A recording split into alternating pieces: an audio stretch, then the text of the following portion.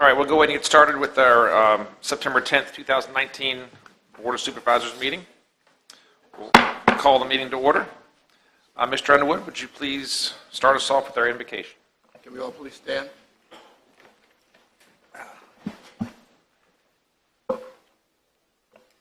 Eternal God, our Father, once again we come before you asking for your blessings over the county and over the Board of Supervisors meeting. Heavenly Father, we give thanks for all you do and all the blessings that you bestow upon us. Heavenly Father, continue to bless us. Give us wisdom as we do the business of Caroline County. All blessings, all things we ask in your precious name. Amen. Amen. Remain standing for the Pledge of Allegiance, please. I pledge allegiance to the flag of the United States of America and to the republic for which it stands, one nation, under God, indivisible, with liberty and justice for all. Thank you, Mr. Underwood. We'll start off with open and board comments, and I'll start with Mr. Thomas. Thank you, Mr. Chairman. Just a couple of quick ones. One is we are trying to get the speed limit put back to 55 on Route 207. I think I copied the board members on an email that I sent to VDOT themselves. I also copied the Commissioner of VDOT, and our representative on the Commonwealth Transportation Board was on that headline. So if you could, if you still have the email, if you could just reply back to me and say, yes, we need to do this, and do a reply all, it'll send more to them, and it may be a bigger help. I know that started around Labor Day, so some of them may or may not have seen it, but if you have the email, you can just do a reply all to me. I'd appreciate it. The more emails they get with the same headline, the more they might pay attention to it. The other thing I have is a constituent asked me about the cancer walk that we used to have. We don't really do it anymore. But they actually were trying to, or she was actually trying to do, she and her church, a cancer walk to raise money for cancer and a campaign for county health. So she plans to come to the board meeting. I wanted to see if the board was interested in doing that. And I thought it might be a great idea to help kick off our walking trail at the park if we could do it all together, which sounded like a good idea. So there'll be more details on that to follow. And last, I thought there are some changes being proposed on the federal level to the SNAP program. That's food stamps and those sort of things. And I'm wondering, I don't see anybody from the schools, but I hope staff can check with the schools to see how that will affect the school system. Because there are times when changes at the federal level like this will affect the county in a negative light. Because I think there's quite a few kids we have on assisted lunch programs. So if they cut that program, we'd have to provide more money to pick it up. So if Mr. Cully can find that out, I appreciate it. And of course, tomorrow we're going to commemorate September 11th in several different ways. And again, our prayers go out to all those who lost their lives at that time. And let us be mindful of the domestic issues we've had, churches, synagogues, and regular stores that have been victims of terrorism. So keep the country in prayer, and we'll keep moving forward. And that's it. Thank you, sir. Thank you, Mr. Thomas. Mr. Black. I have a few. First of all, I think it was last week. There was, I think, 4 of us, 3 or 4 of us supervisors that were at the middle school for the gym floor ceremony. Where they did a little ribbon cutting. The gym floor inside the middle school looks amazing. So that was a nice little ceremony, and it's glad to see that the kids in the county have a very, very solid floor to play on. So Nick, and they did win, yes. The other thing too is, if I just need the board, if it's okay with the board, I want to send a letter to VDOT in regards to just kind of the feasibility of a traffic light in front of Lake Landor. Just kind of see what it would take and so forth. I'm not saying that we need to do it. I just want to see if it's okay to study that. So if it's okay with the board, the consensus of the board, just kind of send a letter to VDOT, just say if that's a right place for a stoplight. If it's not, it's kind of been debated in the neighborhood whether one's needed there or not. So I just kind of like to see what VDOT has to say on that matter. The other thing, there is an event this Saturday. I think Mr. Forehand's, we're going to read something about it too, at the YMCA commemorating the 5th year anniversary of the YMCA in Caroline. So they're looking for people to come out and discuss what the YMCA has done for the county on Saturday. And then finally, I want to just kind of piggyback on what Mr. Thomas had talked about, the September 11th commemoration. As someone who's a history teacher, I was teaching that day too, back way 2001, seems like it was just yesterday. And what has changed in the United States since that event, it's kind of crazy how that was such a turning point event in our history. So heavy hearts for that, and thank you, Mr. Chairman.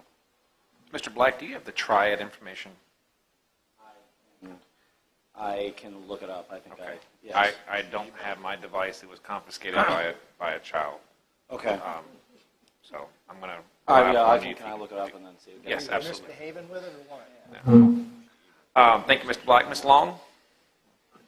Yes, thank you for all being here this afternoon and joining us. A couple of things. I've had 2 constituent meetings since our last board meeting, and I want to thank everyone for coming out to those that attended, and thank staff for being there to answer questions. Also, appreciate that. Appreciate the fire departments letting us use their facilities. I also want to give thanks to all those who volunteered and worked the regional children's fire camp this summer. I think they had 31 children that attended, and it was done by volunteers and primarily with support of the county, and we really do appreciate that. Hopefully we'll make some homegrown fire and rescue professionals by starting them young. I also want to remember to remind everyone that the county does have a website. And one thing my constituents said was, how do we know when things are going on? So please remind people that meetings and events and all sorts of things can be found on the county website. It's not just minutes and photographs of people getting presentations, but there's a lot of good information in there, so we want to keep that up. Another thing that came out of the constituent meeting in Upper Caroline was traffic and speeding on Stonewall Jackson. So when VDOT is here next time, gentlemen, I'd like to request a traffic study on that road. So see if we can get a handle as to what improvements we could possibly request there. Remember State Fair is coming up on the 28th, so mark your calendars for that. Milford Day is on the 21st, and everyone have a great week. Thank you, sir. Thank you, Ms. Long. Mr. Underwood? Yes, thank you, Mr. Chairman. At our last meeting, I had wanted a letter to go to the governor of our support for a ban on assault weapons. Certainly, can we, what's that? We didn't talk about it. I'm sorry. Yeah, you brought it up, but I never heard another word from anybody else. We didn't have any real know what we're supposed to exactly do with that. So I just asked you, Mr. Chairman, if you would.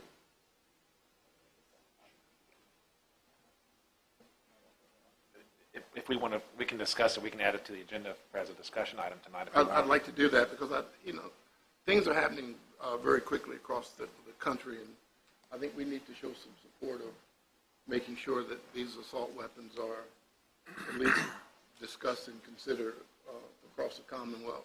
So if we could do that, I'd appreciate that. Okay. Just if you would please, when we get the agenda. amendments to the agenda. Okay. Second, Mr. Chairman, I thought we were going to have Mr. Barney Riley from the YMCA come to this meeting. This is the next meeting? The 24th. Okay, thank you. And then finally, Ms. Hall, I'm going to have a constituent meeting on September 25th at Oxford Mount Zion Baptist Church, and one on October 2nd at Second Mount Zion Baptist Church. Again, the 25th at Oxford Mount Zion at 7 o'clock, and October 2nd at Second Mount Zion Baptist Church. Mr. Chair, if I could please, Thank you, Mr. Underwood. You reminded me, I'm also having a constituent meeting on the 19th of September, and that's going to be at Praise Temple, just off of Page Road on Woodford at 6 o'clock. It's in our agenda, but I remembered you all didn't have that, so thank you. Okay. Mr. Black, do you have that triad information by chance? Would you mind jumping on that before we go to Mr. Seeley? Okay, this is from the Triad, Miss Baston, who's in charge of that. It says background.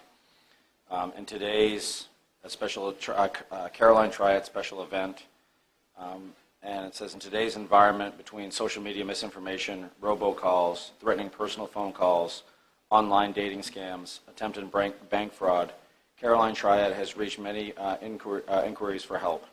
Received many inquiries for help. The Triad has put together a program to include federal legislatures, state legislatures, the CCSO investigators, Atlantic Union Bank, state SEC Investments and Insurance Division, and other county offices to not only give citizens information, but to work with them in developing steps in a resolution process developed in a safe environment. Additionally, the Office of the Attorney General is presenting information of human trafficking and how prevalent the issue is in Virginia.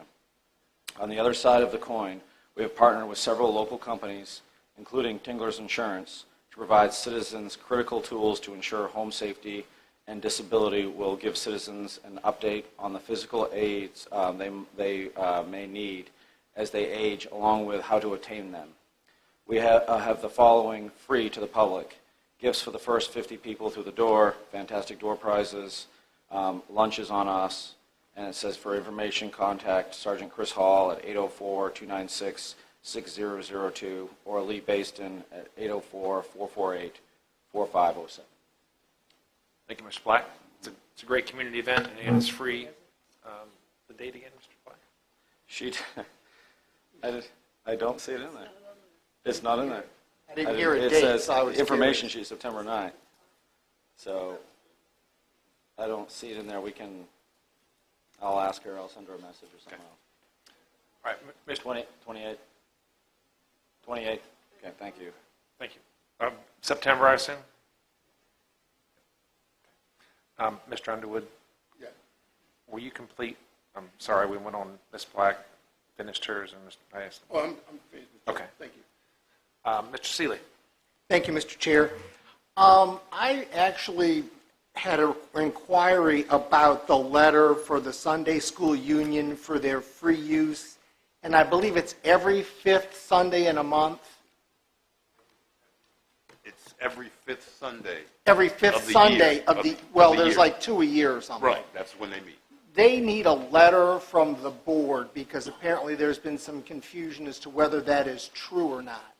So can we get staff to actually talk to? It's in the board policy. I think there's a I- resolution. if I It's in the believe- policy manual, so. We need to make sure that the folks that actually schedule this building That's- understand that that is what the board has done, because I think there is a disconnect. So if we can close that loop, that would be very helpful. I did attend the first Mount Zion 150th celebration, and I may have talked about it before, but the amount of support for that church that evening was absolutely amazing, and there are still folks now finding First Mount Zion way out on Seals Road. So again, it was a very great event, and they're very appreciative of the resolution, as it was said to me again just recently. So I thought I'd bring it back up. The other, whatever happened with the trash camera status? We haven't heard anything in months. We've got a group that's now doing trash, and I think it's time to figure out how we're going to catch folks throwing trash, because it's an endless loop if we keep picking it up and we don't inhibit it. So can we figure out how we're going to do that, or what it's going to take to do that? Because we could raise the fine. Because I've watched organizations pick up on Saturday, on Sunday afternoon, it's already almost not as bad, but half as bad as it was.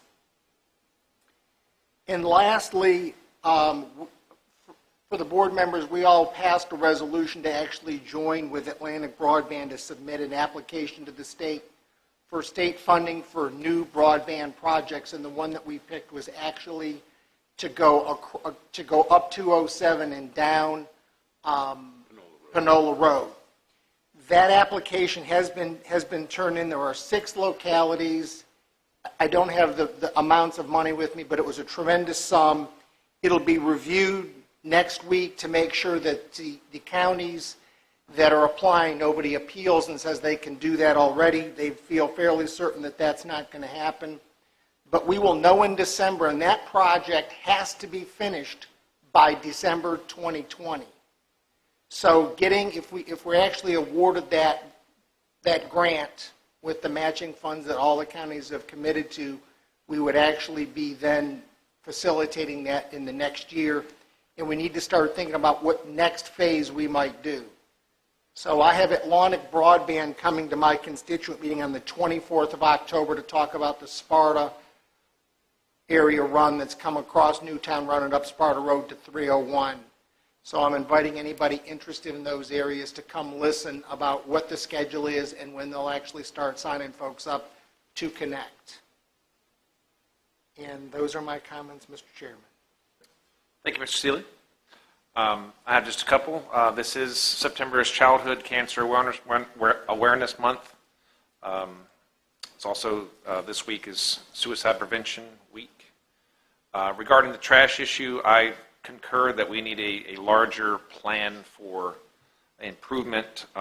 My thoughts are we tinker with the maximum fines for enforcement, for fines for convictions. We increase our signage. We publish perhaps a community service video of some sort that we can put into the schools. They've already tentatively agreed to run something like that on their cafeteria, TVs, and things like that. That could be a public service.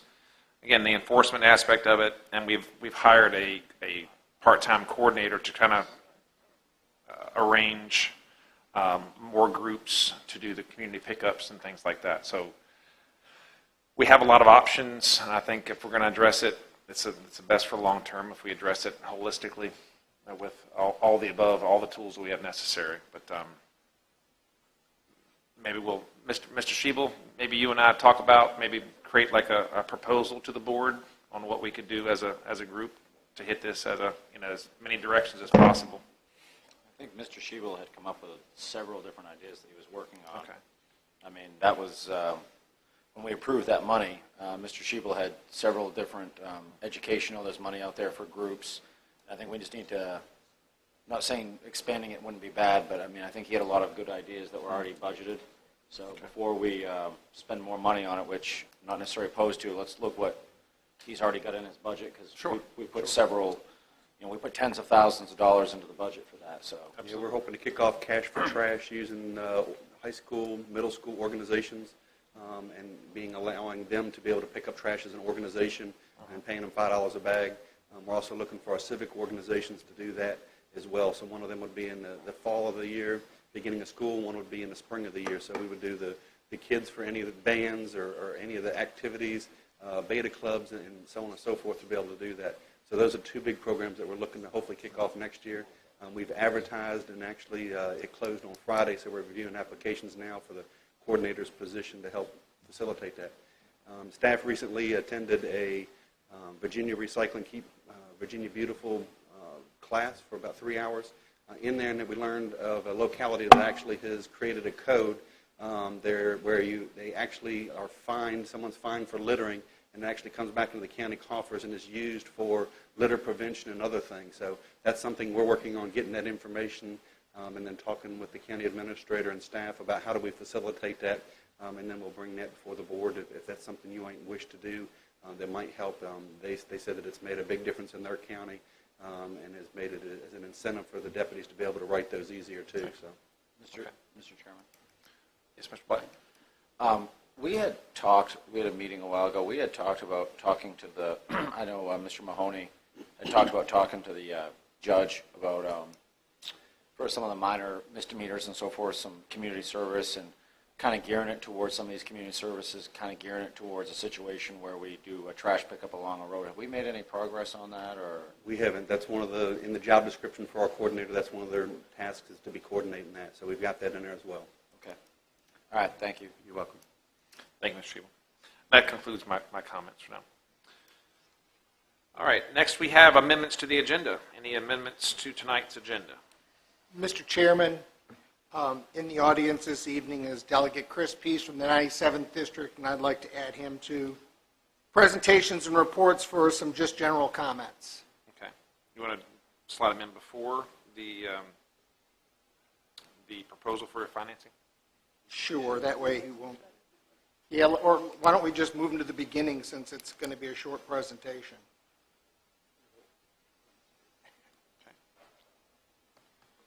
Second, if you need a second. Mr. Chairman, I'd also like to add a discussion of a letter to the governor of support of assault weapons ban and within the Commonwealth, including high-capacity magazines. We can have that discussion today. I'm going to make that 9A. Yes, sir. Second that one if you need a second, too. I get 9A, thank you. I'll make a motion, we approve the agenda as amended. Second. We have a motion and a second. Any further discussion? All those in favor say aye. Aye. Any opposed? All right, we have our agenda for tonight. With that, Mr. Peace.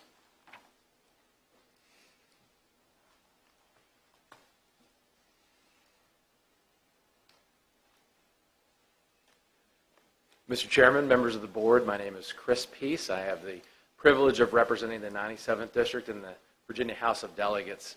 In the capacity of state delegate over the years, I had the great privilege of representing part of the fine county of Caroline from 2006 to 2011, prior to that unfortunate redistricting that removed me from this area and put it in the 55th. But it is a great pleasure to be with you this evening. Actually, here in my private capacity, you know, we are citizen legislators, and so we also have to have what they call, quote unquote, real jobs. And so I'm here just to say hello and reconnect with some friendly faces and some old friends and make some new friends as well. During that time, there was so much transformation in Caroline County. There was a lot of change, a lot of great pressure on infrastructure and other challenges prior to the Great Recession of 2008. There were some amazing projects in our district that were successful, and one that comes to mind was the Dawn Wastewater project. Obviously, the State Fair came to the county during that time. Many other plans were laid, and many of you were involved, and Mr. Thomas and Mr. Seeley, later Mrs. Long, and others. So thank you so much to you and to the new board members, new to me at least, for your leadership and how you've brought this county forward and made great progress here. It's an honor to be with you this evening. Thank you for having me. Thank you, sir. All right, next up we have the presentation of the Virginia Association of Counties 2019 Achievement Award. Good evening, Chairman Forman, members of the board. I'm Joe Lurch, Director of Local Government Policy for the Virginia Association of Counties, and I have the privilege tonight to present to you the Achievement Award for 2019 for your what I think is a rather unique solution to a problem, which is your conversion of an old ambulance to a mobile training lab for fire and EMS. For the benefit of your constituents who probably aren't familiar with Virginia Association of Counties, we also go by VACO. We've been representing county officials since 1934. We chiefly do that through our efforts in the legislature and also at the federal level. When I say legislature, state legislature. We also provide member services and communications. And if you haven't already, it's something new at VACO. We do have a podcast now called the VACO County Pulse. You can get it on your phone. And it's a great source of information. If you're driving somewhere, we've had a lot of great interviews and sources of information. So that's one of those kind of new efforts that we have. Just to speak a little bit about the award, this is the 17th year that we've been doing this. And to give you an idea of the interest amongst all our members, we had 96 entries here in 2019. We had 106 last year, 79 in 2017, 91 in 2016, and 93 in 2015. So there's a huge level of interest from our members in applying for this. It's a truly competitive program. We only had 27 to get recognized this year. I'll note that Caroline County has won achievement awards in 2004, 2006, 2007, 2015, and now in 2019. Just to give you an idea of what we look for in the criteria when we're reviewing these, and we have some judges and we have a panel. Number one, does the program offer an innovative solution to a problem, situation, or delivery of services? I was talking to Mr. Cully before the meeting, and he was saying to me, it's hard for us to compete against the big counties, that have all the resources. Well, this is an area where you don't have a training facility for your fire and EMS, and so you came up with an innovative solution. So we thought that was quite unique. Does the program promote intergovernmental cooperation or cooperation with local, state, federal entities, or private enterprises in addressing the problem? And clearly you've done that with this program. I see that you got some assistance from Rappahannock Electric Cooperative. I think you got the donation of the vehicle or the parts of the vehicle from one of the stations, and a lot of other services. So you really involved the model. And I think, does the program provide a model for other counties? And I think it does. I think in many areas I could see this being something that would be emulated. So with that, I know I've got the award here. I know that Jason Loftus is here. I don't know if he wanted to say a few words to talk more about the conversion and the program. But I think at this point we want to get a photo op here. I don't know if I need to come up to the stage or how we want to do this. Yeah, that'd be great. Yeah, just come around this way. Yeah. Come on up. I do have some photos, or I can answer any questions, but the board's been abreast of this whole project from the start. Really, we started in 2017, and so it is done, so it took a couple of years to get it done. But again, if you want to see those, please let me know. Put them up. I think it was parked out last meeting. It was parked We out did. front. We did park it out there. Put one up for the background of the picture. Let's see if we can get that working. All right. That's what we started with, an old ambulance from Ladysmith. If you recall, the board worked out an agreement with Ladysmith to swap that, and that is the one we got. That is the ambulance today, and the graphic wrap on the outside, one side is EMS, one side is fire, and we thought it would be a good idea to use this as a rolling billboard for our recruitment as well as our training of folks. This is the fire side, obviously the back. One of the things that he did mention was REC gave us a $1,500 grant, and with that grant we put cameras, 4K cameras, inside the ambulance. And what you're seeing right now is a TV on the outside of the ambulance, and the gentleman in the white shirt is actually instructing the people outside of that ambulance on what is going on inside. So the benefit here is there's people on the inside practicing their skills. There's also people on the outside preparing to go in and learning from others' mistakes. And if we look inside that ambulance, there's that same picture of the guy inside the ambulance again. That is the work platform for us. The benefit with this, we can train anybody from a basic EMT all the way up to our advanced level providers. Our basic EMTs need hands-on stuff, putting the cot in the ambulance, knowing where the supplies are. Our advanced level people, because they've had so many EMS classes, need to be challenged, and this environment gives them that. Last year we got a grant from the Office of EMS for SIM Mannequin, which allows us to do advanced airway management, cardiac arrhythmias, IO, and IV therapies in the back of the truck on a mannequin that is graded. No, that's not. That's a real person. That's one of our employees. But for the photo, it emphasizes the benefit of the TV system that REC helped fund. So, Excellent. Thank you very much. Thank you. All right, let's get a photo.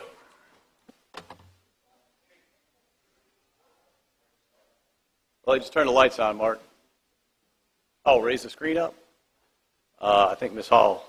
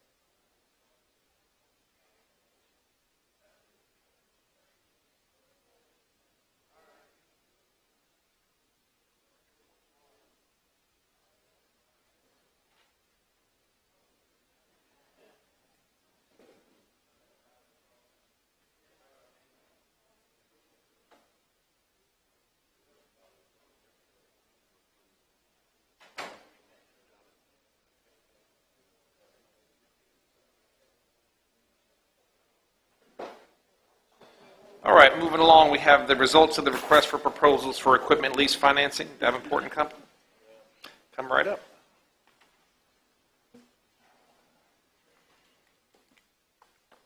Good evening. Good evening. Thanks for the opportunity to be here with you guys this evening.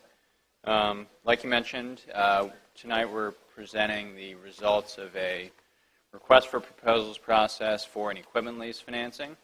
As you'll see here on the first, thank you very much.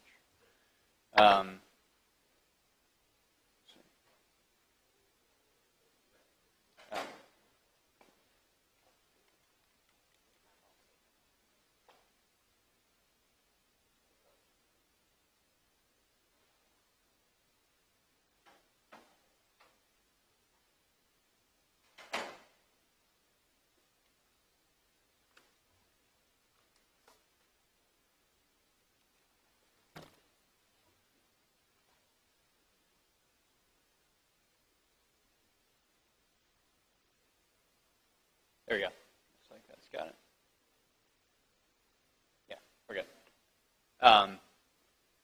So as you'll see on page 1 of the presentation, the proceeds from this equipment lease financing will be used to finance the acquisition of the following equipment, some sheriff's vehicles, as well as an ambulance, a trash truck, and a service body, for a total estimated cost of about $985,000. As you'll see there in the amortization column, we requested that potential lenders for this equipment lease provide different rates for different amortization terms, with the idea there being that we want to make sure that we're financing the equipment over the useful life of it so that we're not paying for it after we've moved on to a newer piece of equipment. So on this page, you'll see the results. As you can see, we received 8 proposals from lending institutions throughout the state as well as the country, including BB&T, Capital One, First Internet Bank, Key Government Finance, Pinnacle Public Finance, Sterling National Bank, SunTrust, and U.S. Bank. And as you'll see with the blue highlight there, our recommended lender for this financing is going to be U.S. Bank. And on this page here, we have some highlights from their proposal. As you'll see here, the 2 rates that they proposed for the desired term options were 1.919 for the 4-year rate and 2.182% for the 10-year rate. And those were the lowest rate options that we received for those requested term options. As you'll see, they authorized us for financing up to $1.1 million. And they also allow for the flexibility to prepay this lease in the future in the event that we would, that the county would like to do that at a slight penalty. They don't have any closing costs associated with their bid. It is subject to final credit approval, but we don't expect there to be any issues there. And then closing deadline for October 21st, which is well within our schedule. This page here just outlines the estimated debt service for the lease. As you'll see here, this is total principal and interest combined. We have the 4-year term there here on the left at the 191 rate, and then the 10-year term at the 218 rate for a total debt service over the life of the lease of $1.1 million. And then you'll see there in the green box below just a listing of the assets that are being paid for with that. So then just a summary of our recommendation for moving forward. Like I mentioned, U.S. Bank provided the lowest rates for the desired term options that the county requested. The interest rates that they provided are fixed through final maturity, which eliminates future interest rate risks with a rate reset. And then also, like I mentioned, the county would be able to prepay this lease prior to final maturity if it would like to. There are no closing costs, and also by entering into the lease with a single lender versus splitting it up between 2 different lenders, it's going to help keep the issuance costs low just by keeping the documentation to a minimum. Just a summary of the next steps here. You'll see here we're at the 10th, obviously. So for the balance of September, we'll be working closely with your bond counsel, Sands Anderson, to work on finalizing the closing documentation with an anticipated closing on the 20th of September, which is when funding would be available for the purchase of those assets. So with that, and then we have a detailed summary of the other proposals in the appendix for your reference in the event that you'd like to look through it. So with that, I'll take any questions that you have. I'm on page 4 of the handout. The number at the bottom says 1.141849. Yep. If you're not to exceed 1.100, we're just coming up with $41,000. The 1.14 is your total debt service, so the 1.1 million figure is your principal borrowing amount, and then you obviously have interest on top of that, so that's your total debt service that And you the would pay cost- based on our estimates. The cost of issuance is worked into this? Correct, that's correct. Okay. Yep. It's not a separate, it's not in addition to? No. Okay.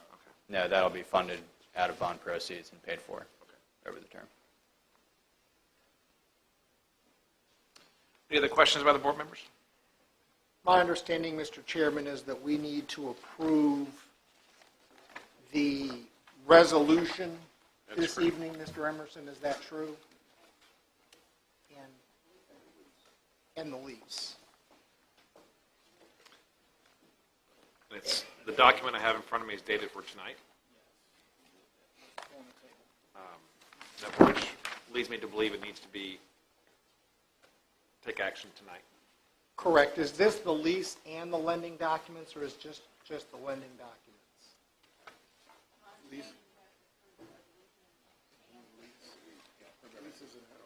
Okay. Yeah, I guess I blew by that.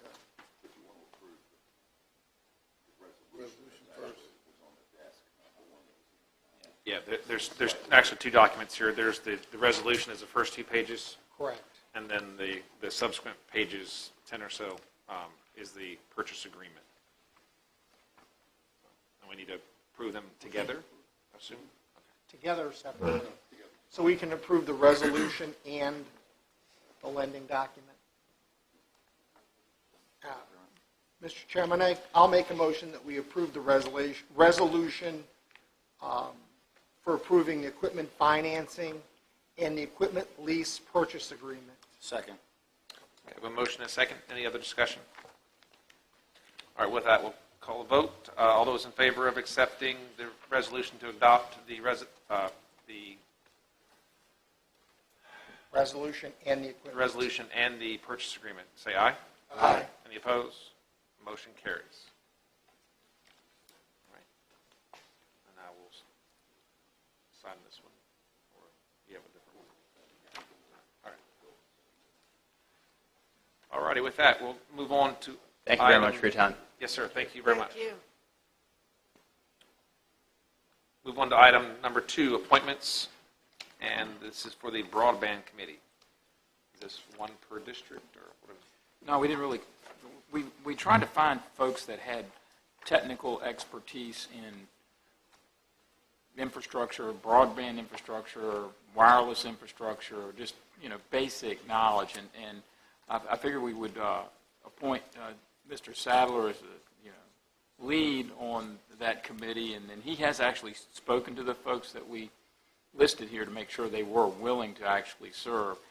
I think it would behoove you that way versus just a citizen that really doesn't, hey, I want broadband, but doesn't understand the ramifications of what that means technologically, and so so you can put people like that on, but you may come back with recommendations that aren't buildable if you're not careful. So we're just going to try to put together a committee that can make sound recommendations to the board of what way to go.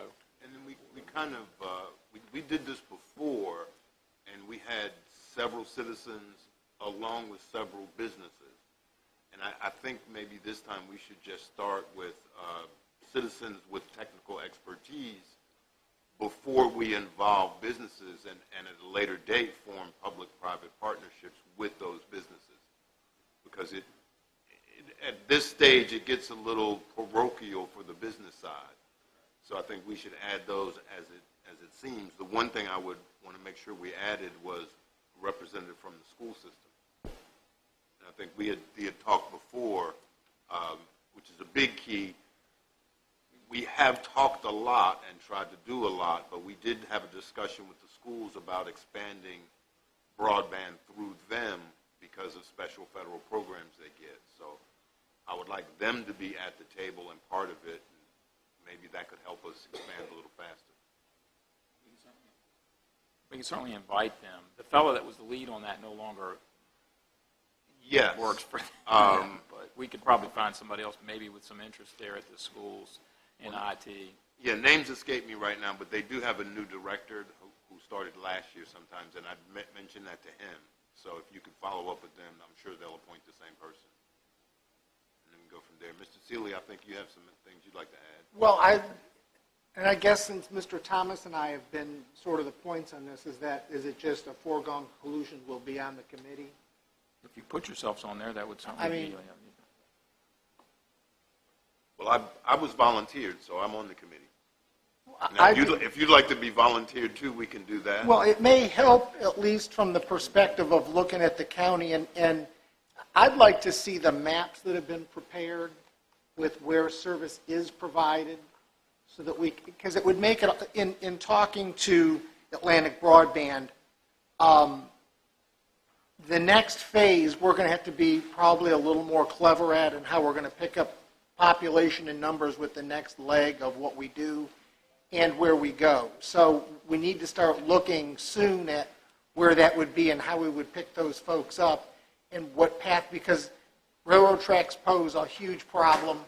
There are a number of things that as you move through this can be obstacles, and I think that we need to be very mindful of those kinds of things, especially waterways as well as another one that's a huge obstacle. Because I would just like to have Mr. Thomas and I, if that's all right with board members, be on this. I thought you were already volunteered and drafted, the two of you.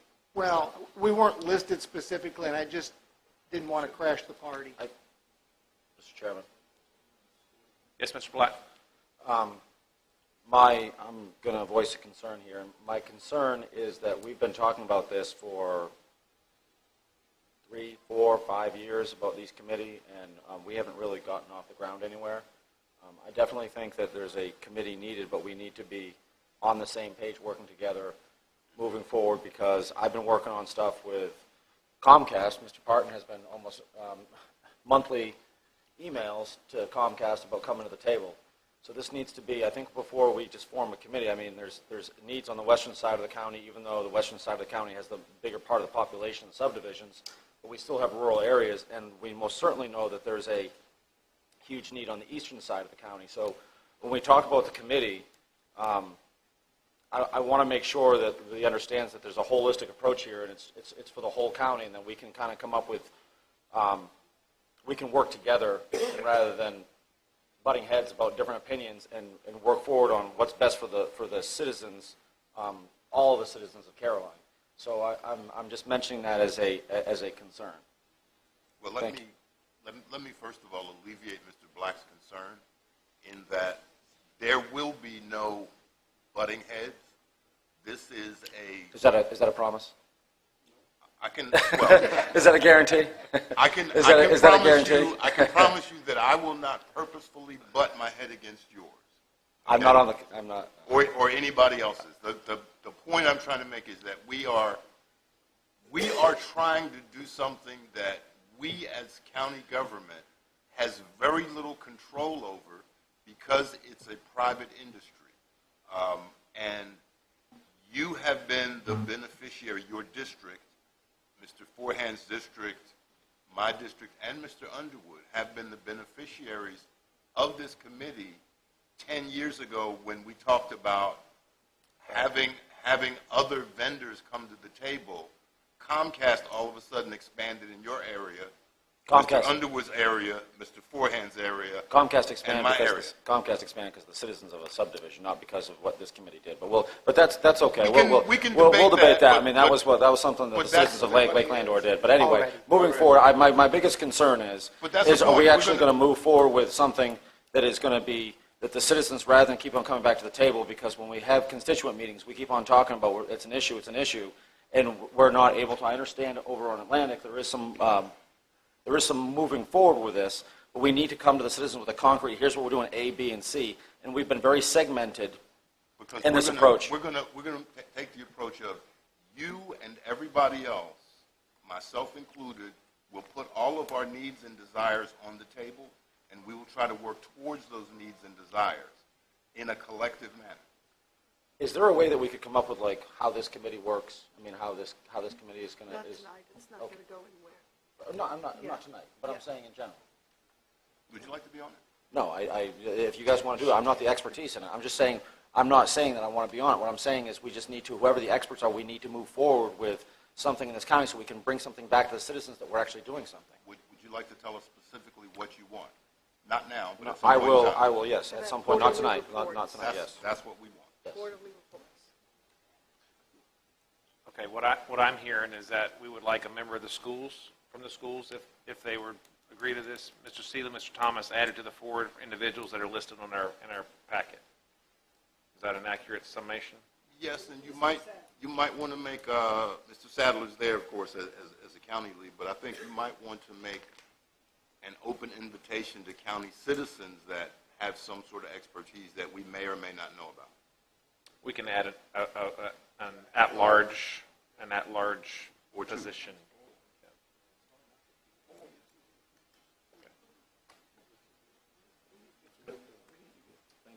Because you have nothing. Mr. Chairman, Yes, ma'am. I do want to state that I understand the frustration. I remember well the maps we got from Comcast that said they were servicing an area, but they were really only servicing one part of that map. But I think thanks to some of our state and federal representatives, now we have grants, now we've got pressure being put on the industry to give us accurate maps. So hopefully that will make it a lot easier for people to move forward. But I certainly can't fault that we didn't have accurate maps when we had to get state and federal to step in and get them to share some of their information on from these private companies. So I'm glad to see that we are pushing them to be more open with their plans and development, and hopefully that will help this committee move along. Okay, I'll entertain a motion if somebody would like to make one regarding this. I'll make that the motion, Mr. Chairman. Okay. So moved.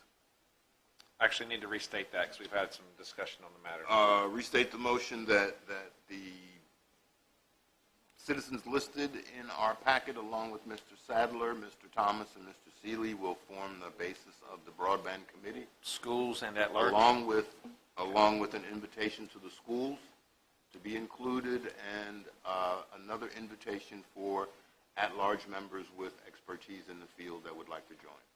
Okay, whoever seconds these, restate all of that? No, I'm just kidding. I'm going to get a second, please. Second. Okay, we have a motion and a second. Any other further discussion? All right, all those in favor of adopting this motion, say aye. Aye. Any opposed? All right, motion carries.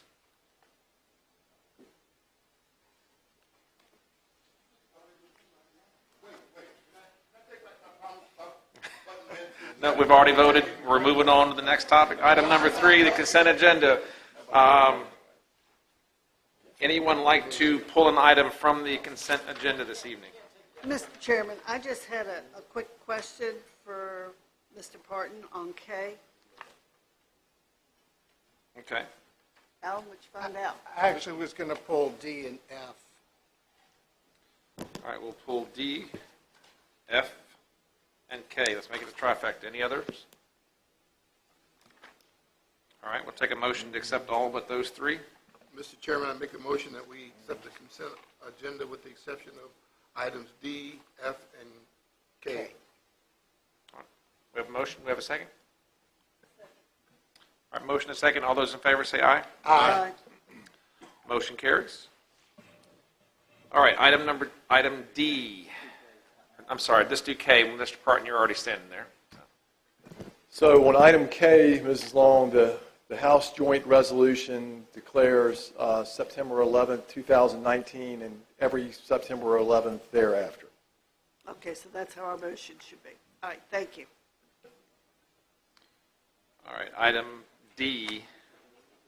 I just had a question because I saw that we were going to amend the appropriations resolution, and there were a whole bunch of capital projects that I didn't realize were capital projects for Sound system upgrade at the,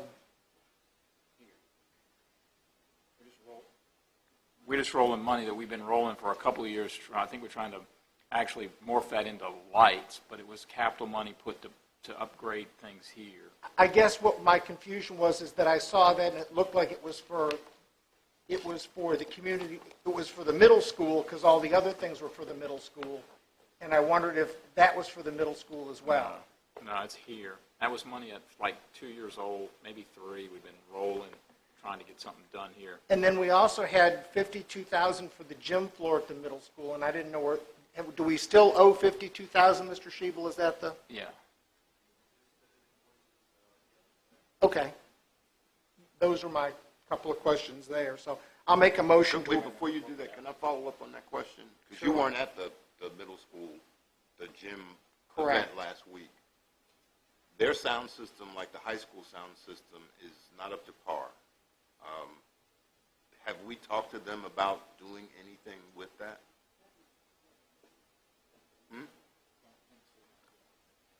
it's I never would shown up think in their capital project. Yeah. We I would haven't think that yet, is but up we'll to them to add decide. both rooms to it. But it was in their capital budget. No. That's what I thought when I saw this, but it's not. No, they've never put that in. It's kind of like the gym floor where we had to do the gym floor to make sure it was, done and up to par. And okay, I mean, we need to do that. It's. I may not be able to see because I'm older, but I sure can hear, and it sounds bad. Which is so.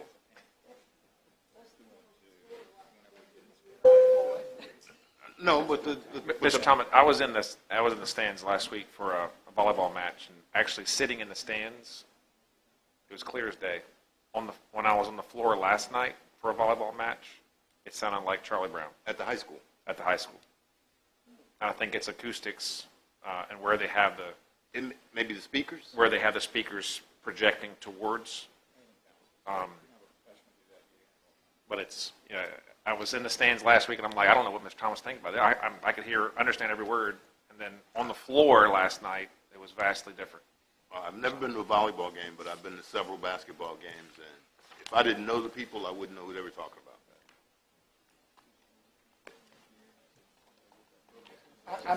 I'll make a motion to approve a consent item D. All right, motion to approve consent item D. Wait a second. Second. Motion is second. All those in favor say aye. Aye. Any opposed? Motion carries. Item number F. Item F, which had me a little, I guess, by surprise, we have to come up with an encroachment agreement to go in the right-of-way for the power? For repairs and things like that, so that it's wider than the actual easement. MC Dean has dedicated an easement for the installation of the sewer main 6 foot wide, which encompasses a 4-foot manhole in our sewer line. The Right. encroachment easement, because the sewer line is going to actually be installed in a power line easement, this allows us then to have access into the entire easement to be able to repair that line and construct it. So this just gives us permission because the property owner's given us permission already, but because we're actually going to be parallel and adjacent to that line, in order to access that, we have to have an encroachment easement.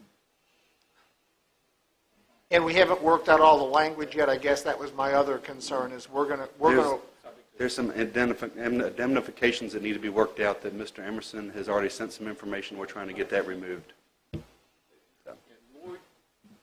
The legal's working on it, but we felt like it was important if we could get the legal worked out to have the board already approve it subject to legal, because they're wanting to get started. Okay. The construction. So we didn't, if they were to work that out this week or next week, didn't want to wait for another board meeting to have the board authorize. It was like a formality. We've sent them the changes in the document. I don't know where that is, but we did it the other day. Revised it. Say again. I sent them to the county. We sent them to the engineers at MCD. so is it MC Dean or is it Rappahannock Electric and Dominion we have to do this with?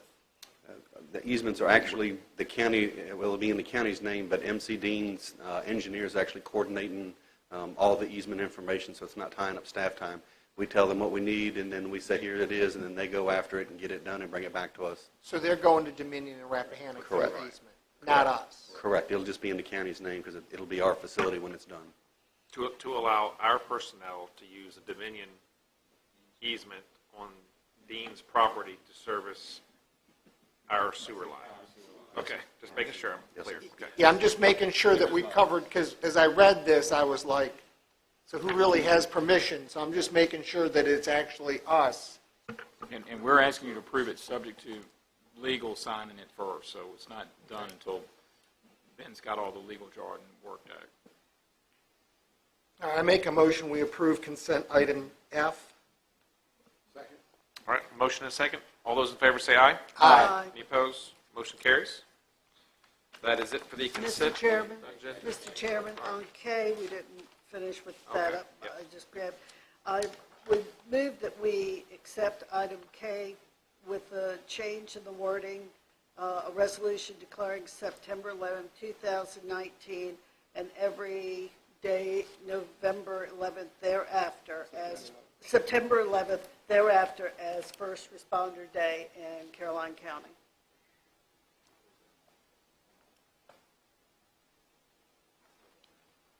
Oh, basically what the first line was.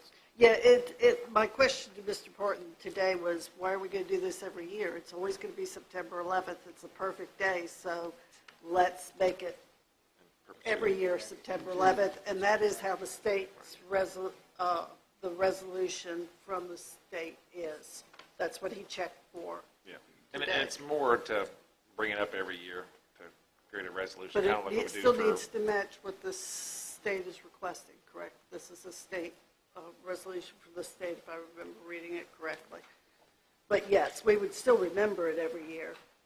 But it's Virginia House Joint Resolution 646, which designates September 11th and every following year, September 11th, as First Responder Day. So we're Ms. Long, matching now. it's already in the language. The fifth whereas the Virginia General Assembly has designated September 11th in 2019 and in each succeeding year as First Responders Day in Virginia. And Okay, yeah, great. yeah, We yeah. didn't have that in our packet. Correct, So I correct. just wanted to make sure it was good. So motion to approve? Motion to approve? Okay, do we get a second? Okay. Second. All right, motion and second. All those in favor say aye. Aye.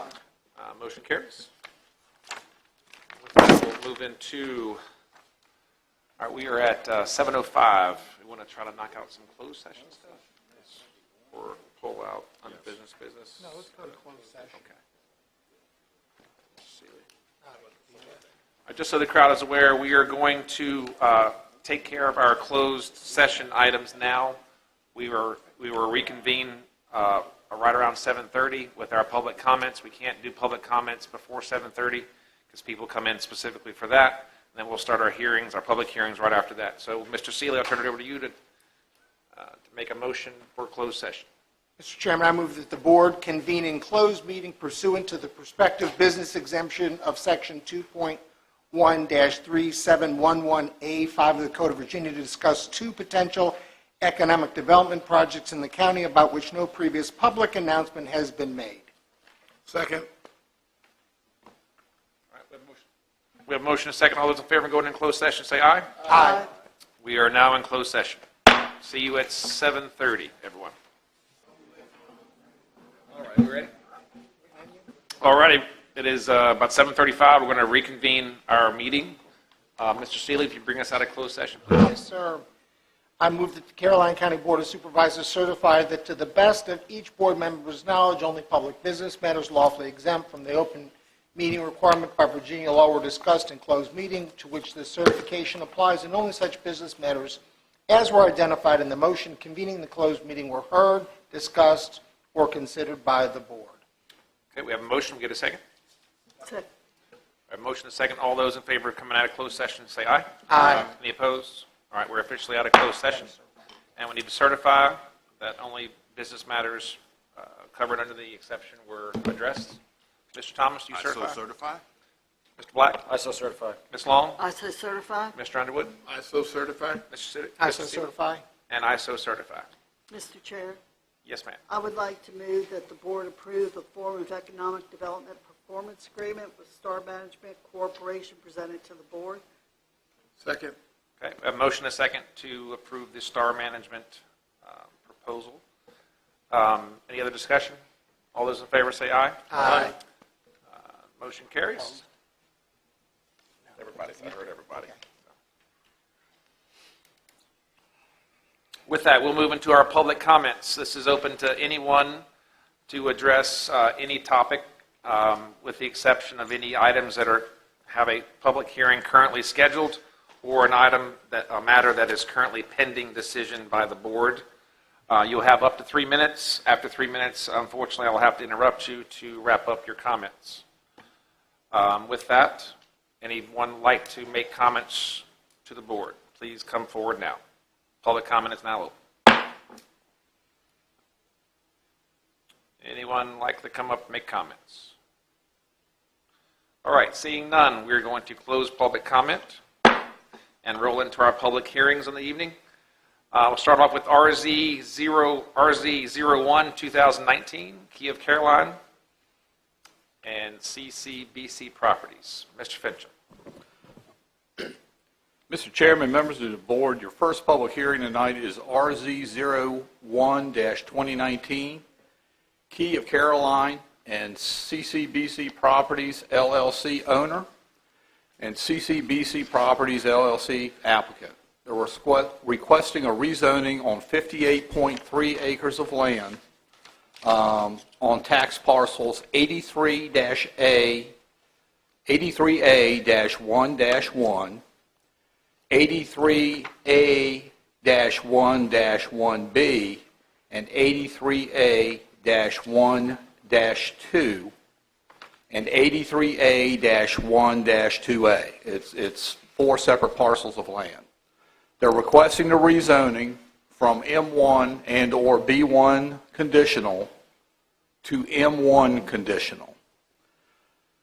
If the board will remember, at your last meeting, you adopted several text amendments that would allow B1 uses in the M1 zoning district, either by right or as appropriate by special exception, subject to certain development standards. There was a minimum and maximum acreages, and there was standards that would define how that B1 property would be identified and could be used as part of an M1 zoning.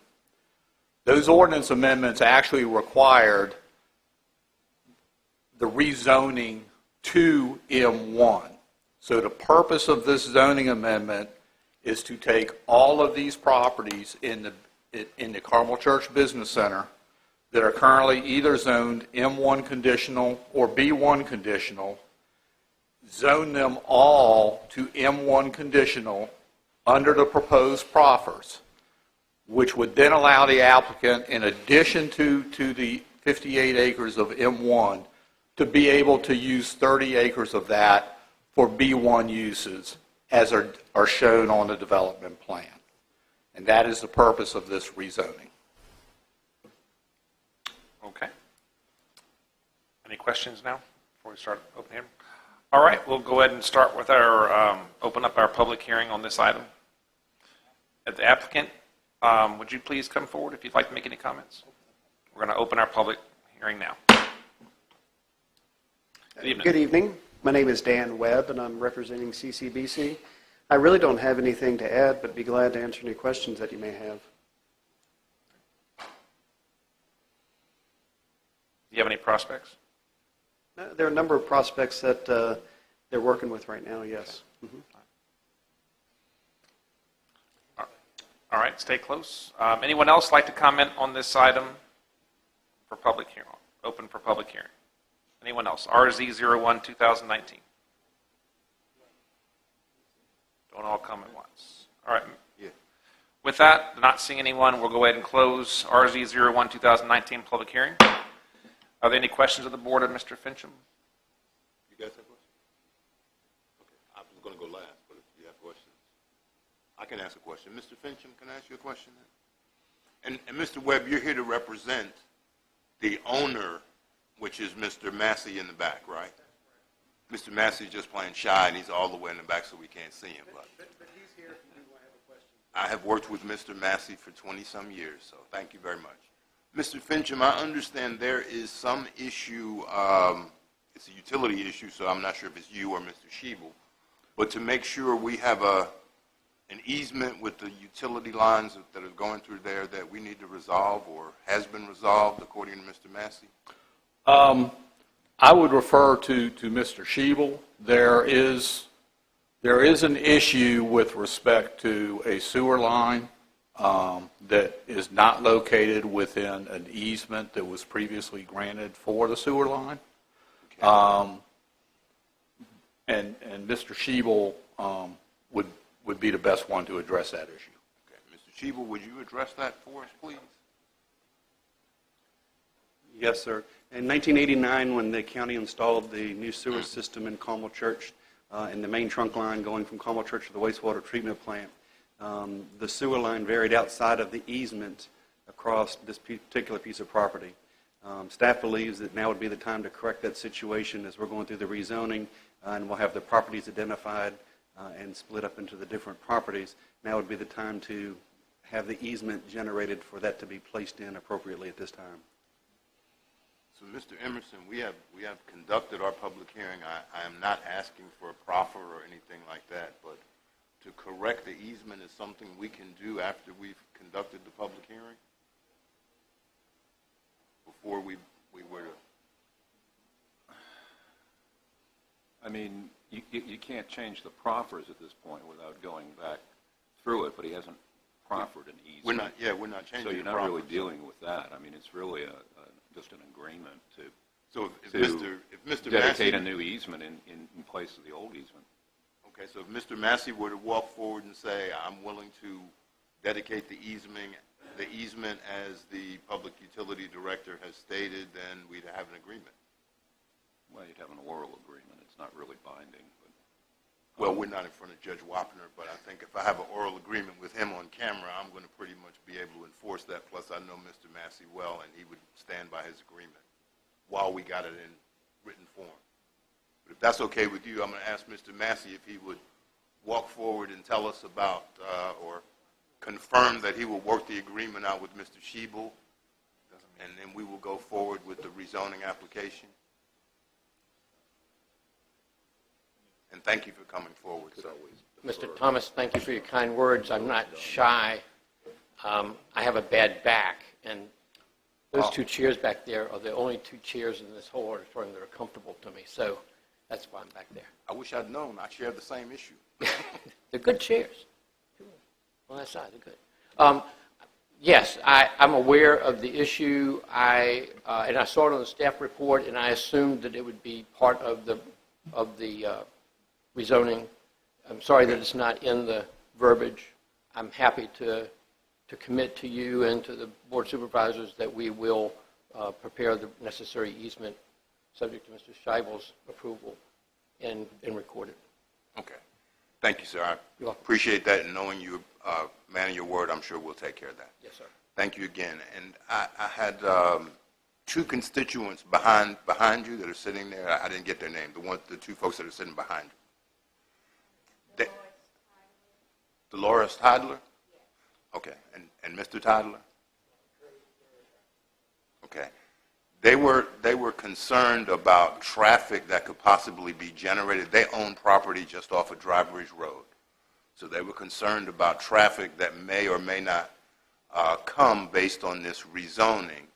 And I told them that I expected the traffic increase to be on 207 and then use the entrance you have already for the business park. Is that correct? Yes, the land that's on Dry Bridge Road, fronts on Dry Bridge Road, is already zoned M1.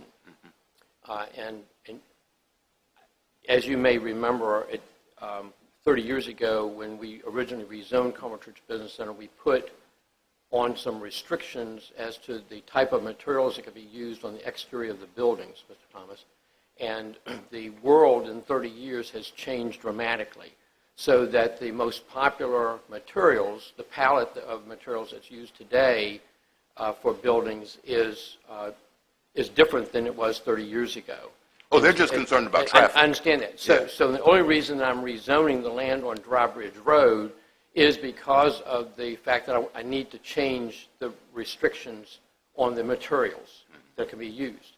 The majority of the traffic is going to continue to be on 207, and I'm confident that any business that locates on the Drawbridge Road piece their traffic is going to go towards 207 as well. They're not going to, if they have the option of going to a 4-lane divided road with traffic lights and interstate, they're going to go that direction as opposed to going down a country lane. So the land on Drawbridge Road is already zoned industrial. The only reason we're changing it, going through the rezoning now, is because I literally, prospects that I've talked to at Carmel Church Business Center that want to build a tilt-up concrete building, I cannot allow them to build in Carmel Church Business Center today. You're about to solve that. Right. After tonight, I'll be able to say to them, yes, you can build a tilt-up concrete building. But right at this moment, according to the zoning ordinance of 1989, zoning case of 1989, I cannot. Thank you, Mr. Massey. And just to make sure we all know, I was not on the board in 1989. Okay, but I appreciate you saying that. Okay, were there any other questions from the board? Mr. Chairman? My preference is to delay until we have it in writing. We actually have a prospect that needs to have this as soon as possible, and I don't think there's any issue in having it in writing. I think Mr. Schiebel and... Let me ask one question. Mr. Webb, do you have that surveyed where that actual utility is located? I do. I have it here if you'd like to look at it. It's in your GDP. It shows up. If you look on lot 18, down towards the railroad track.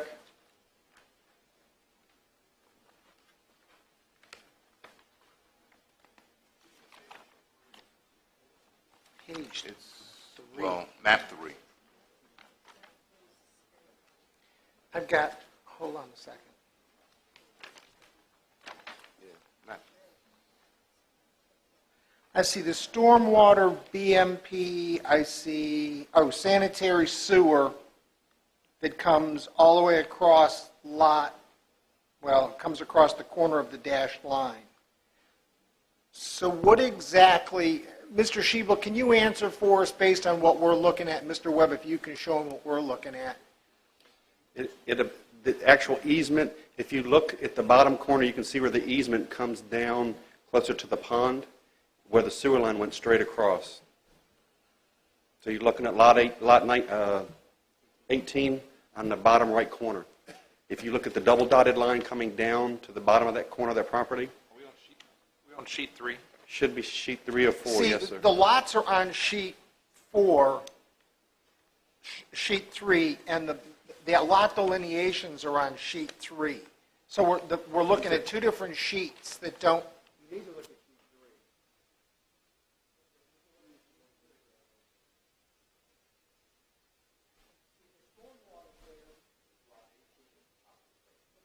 3. Yes, top right is lot 18.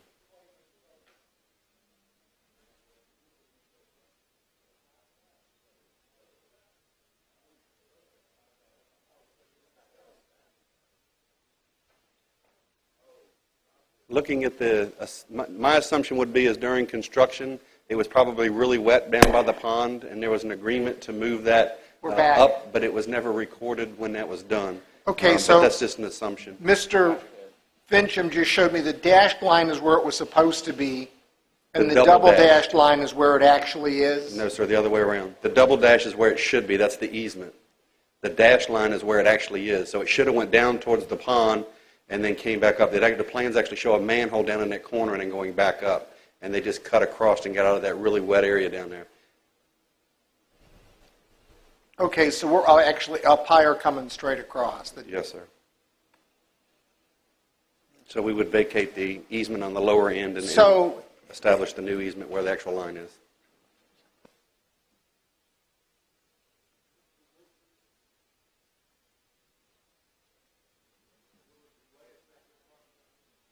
I was just looking for an exhibit so that we knew what we were talking about.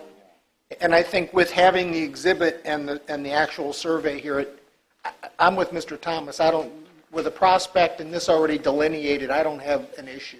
Mr. Emerson, would it be appropriate to approve the project based on the approval of the staff notes, which directs this should have been in an easement? During the TRC, Technical Review Committee, it was brought up by staff that this should have been that need to be done, and there's also a staff memo written after that on the review because it came back that we would deal with this at a later date. Was that part of our packet? No. Yeah, the TRC isn't part of the big packet. It's not in the small one that you got. Which includes that language? No, it doesn't. I read it. I looked. Yeah, all right. All right, again, we Mr. have Chair. we have it delineated, and we have a prospect. I'm fine. I think we're probably in good think shape we're that good. we could go ahead. And as you've directed that traffic is not going to impact the folks behind you, I see no real issue as far as making this change. It does appear to be a benefit for the county, and we do have a prospect. So I'm going to make a motion that we approve RZ01 2019. And I'll second. All right, we have a motion and a second for RZ01 2019. Any other discussion? All those in favor say aye. Aye. Any opposed? Motion carries. Good luck. Well, he's not done yet. We have the 3 text amendments. Right. All right. We have number 5 on our agenda, and I Mr. believe Chairman. that's Mr. Black. You have Mr. something? Chairman, this is something that I had brought up, and I've had some concerns tonight, so I'd like to pull it for now, if the board does not mind. Number 5, until and have staff look back at it, talk to Mr. Fincham about it, and then we can come back at a later date. Okay. Was this something perpetuated through you? So, yes. Okay. All right, so You're going to move to defer? Yes, we're going to defer number 5. Second. We'll lump it in with some other advertising. Do we have to motion on it? We do, don't we? Okay. Let me ask, does this have any implication, Mr. Emerson? It's advertised for public hearing, so we can defer it. Okay. Right. Do we need to actually vote on it? We need to vote to defer it. And So I'll we have second to- this oh, vote to yeah, I defer. did. I move that we defer text amendment 10-2019. Second. All right, we have a motion and a second to defer text amendment 10-2019. All those in favor say aye. Aye. Any opposed? Motion to defer carries. All right, item number 6, we're going to have one hearing for 3 separate text amendments. Text amendment 11-2019, text amendment 12-2019, and text amendment 13-2019. These are all amendments to our current zoning ordinances. We're going to go ahead and open up our public hearing on these items. Mr. Fincham, give us a description on this, please. Mr. Chairman, members of the board, your next 3 text amendments are all related to 2 specific uses identified as a limited brewery and a limited distillery. These amendments are to support an economic development initiative concerning a prospect interested in locating in the county. These definitions and these uses are already spelled out in state code as uses that are permitted within these standards on any agriculturally zoned piece of property in Caroline County. You can have a limited brewery or a limited distillery as part of an agricultural operation. State code allows you to take these same uses and allow them in any other district that the board deems appropriate. It would make sense to allow these in the B1 and M1 zoning districts since they are already allowed in an agricultural zoning district. We have had discussions with the prospect. working through Mr. Wilson's office. And these amendments would establish the definition in Article 2 of a limited distillery and a limited brewery. And in TXT 11 2019, or TXT 12 2019, would allow those uses by right in the B1 district. And in TXT 13 2019, would allow those uses by right in the M1 zoning district. And that is the brief version or description of what these ordinance amendments would allow.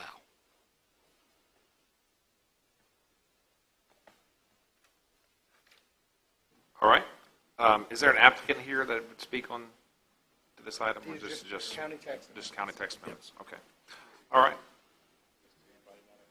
We'll open up to if anybody has any comments on these items. If you have any, please come forward at this time. Anyone with any comments on text amendment, text TXT 11-2019, 12, 2019, and 13, 2019? Please come forward. All right. Seeing none, we'll go ahead and close our public hearing. And are there any questions of the board? Any additional questions? What's that? It's just a new category, so. Okay. All right. We would have to address these individually. So if anyone I'll would move like to adopt text amendment 11, 2019. Second. We have a motion and a second for text amendment 11, 2019. All those, any other discussion? All those in favor say aye. Aye. Any opposed? Motion carries. I'll move to adopt text amendment 12, 2019. Second. A motion and a second. Any other discussion?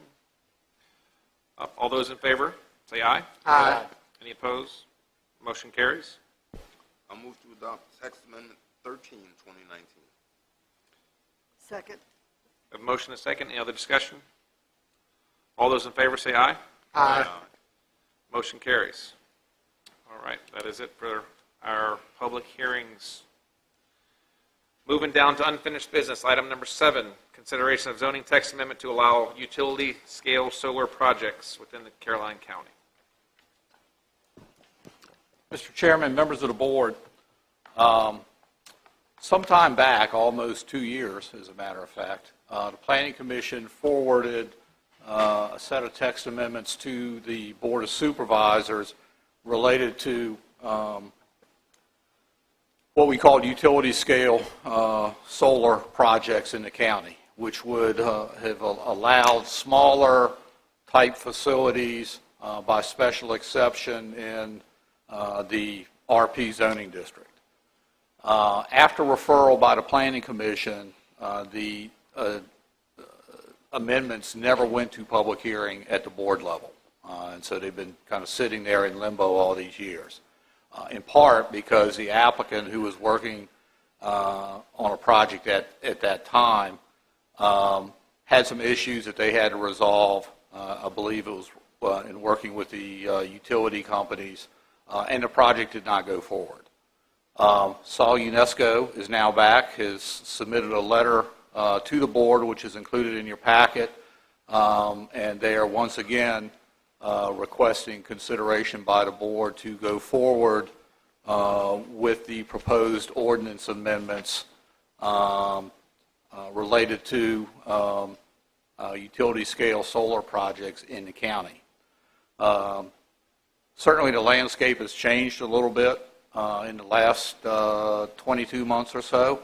And the question that staff has for the board is, do you want to go forward, or does the board want to go forward with the ordinance amendments that were previously prepared by the Planning Commission and forwarded to this body, and work on any modifications to those amendments, or would the board rather send those amendments back to the Planning Commission to work on the solar amendments further, or the board has the option of not doing anything at all at this point in time. So I think staff is really seeking direction from the board as to what you would like to do related to those previously recommended amendments.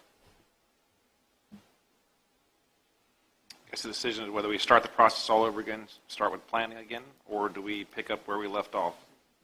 Or do we do nothing at all? Or do we do nothing? That was the third thing.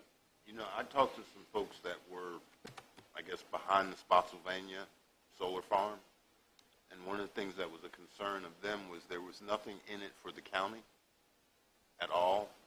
So if we're going to have an ordinance for solar and we have an opportunity to create one, we should do as much as we can to protect the county as possible in our initial ordinance before we try to do that as something comes to us.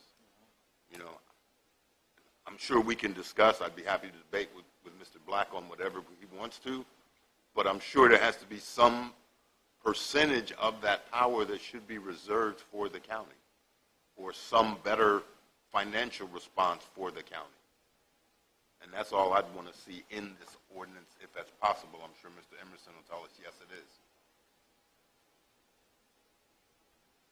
Spotlight's on you, Mr. Emerson. It's, I mean, I would have, since you seem to think that the ordinance might need a little more work, and since it's been almost 2 years, I would have a tendency to send it back to the Planning Commission, tell them what your concerns are, and have them work on it. With those, yeah, or with those requests, or whatever the board requests are. With those ideas, yeah, with whatever thoughts y'all have and comments, and let them try to, you know, work it out, and we can look at the legalities of whatever they want to do with that during that process. Mr. Chairman. Ms. Long? Go ahead. I think Mr. Black was Mr. Black? I would tend to agree with Mr. Thomas here. You're not butting heads.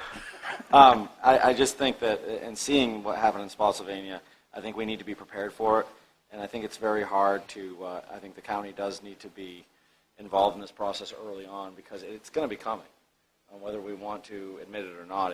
There's going to be companies out there that are coming to us, and the more we can be prepared, and landowners are going to get some nice deals from these solar companies, and they're going to want to be able to put that on their land.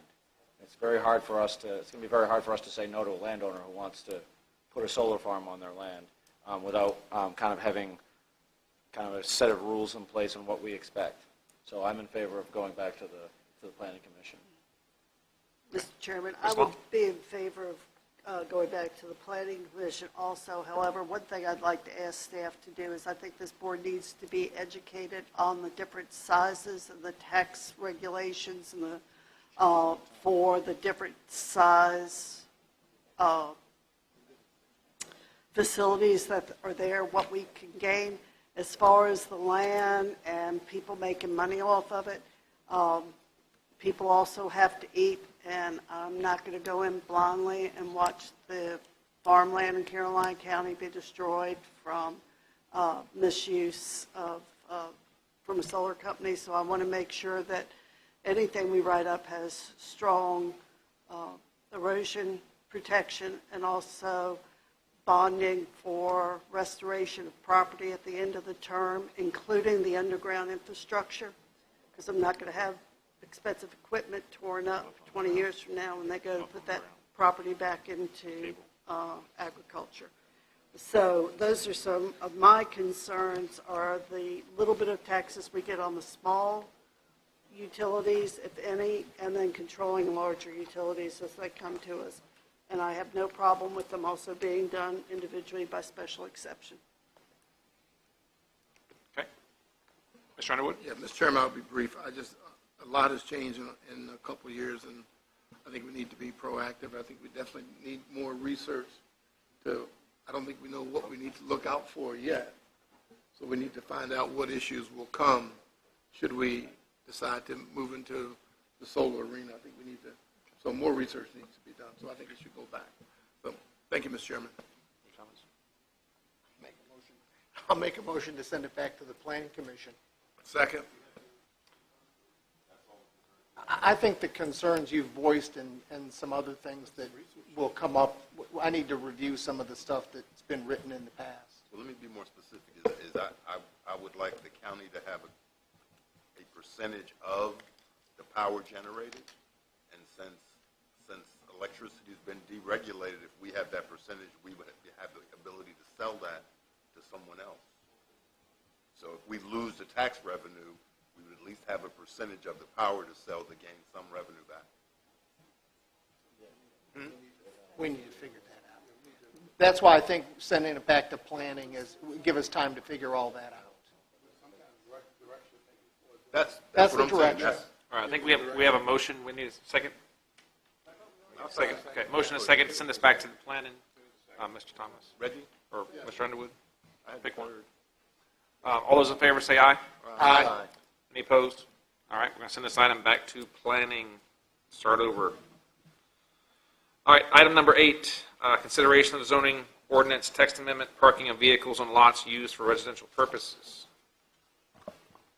Mr. Chairman, I think the cover memo and the draft ordinance amendment kind of speaks for itself. Mr. Thomas approached staff about preparing an ordinance amendment to address overcrowding of vehicles on parcels. I believe he raised that at the June meeting and asked us to prepare an amendment and bring forth to the board for referral. And that's what the request would be for the board to consider referring this to the Planning Commission for review and recommendation. Mr. Chairman, if I can give the board a little background. Sure. Unfortunately, Mr. Whiteman is gone. Oh, Mr. Whiteman, he's gone from his normal chair. He's still here. I have asked Mr. Whiteman, I'm going to say a conservative number is probably 5 times, maybe more, to investigate one particular house in the Mattaponi district who is running what appears to be an illegal car repair operation. That particular home renter has 8 to 10 cars in his parking area at all times. His neighbor is complaining about the fact that he's not cutting the grass around all these cars. Snakes are now getting in the neighbor's yard. And Mr. Whiteman has gone to the home renter and said, you need to move all these cars to the back. He moved them to the back, I think, as Mr. Whiteman was there. Before Mr. Whiteman could get back to 207, the cars were back in the front of the house. And this has gone on over and over again. So we either have to hire another 2 or 3 Mr. Whitemans to stand there and make sure this happens, or have some sort of action to fix it. This is the idea that Mr. Fincham came up with, is restrict the number. As many ordinances that we have relating to things like this, it's only enforced based on complaints. So I don't expect anybody to knock on anybody else's door and say, how many bedrooms do you have? You got 4 cars here. But we would have something to actually enforce when the complaints are issued. I'm willing to listen to any other idea that would solve this problem. I have a couple questions for clarity. What's a vehicle? Is it a scooter, motorcycle, RV, boat, jet ski? It'd be a motorized vehicle, self-propelled. Okay. On roads? No. So I can have 2 jet skis. Then you have a definition of inoperable and operable vehicles, okay? There's 2 different definitions. Inoperable is already covered under the county code. Correct. You're limited to a number of inoperable vehicles that you can have on your property. Right. I'm thinking more of watercraft, recreational vehicles. If it's not defined as a vehicle, I can call a jet ski a vehicle, or a motorhome. I'm just looking for We some can clarity. clean that up, but the idea is motorized vehicles that are self-propelled under their own power. Motorcycle, okay? A boat trailer would not meet the definition of a motorized vehicle. Okay. How about items that are garaged? For example, a car collector or a motorcycle collector might have 10 bikes. I know 3 people that have at least 15 motorcycles in their garage. Mm-hmm. We can look at that as well. Okay. Those are my 2 questions. Okay. Mr. Chairman. Ms. Long? Go ahead. Mr. Fincham,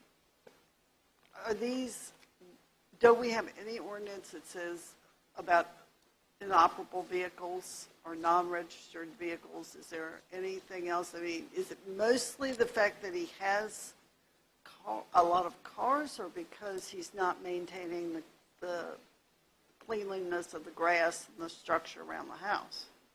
That would be a property maintenance issue. Right. So Okay.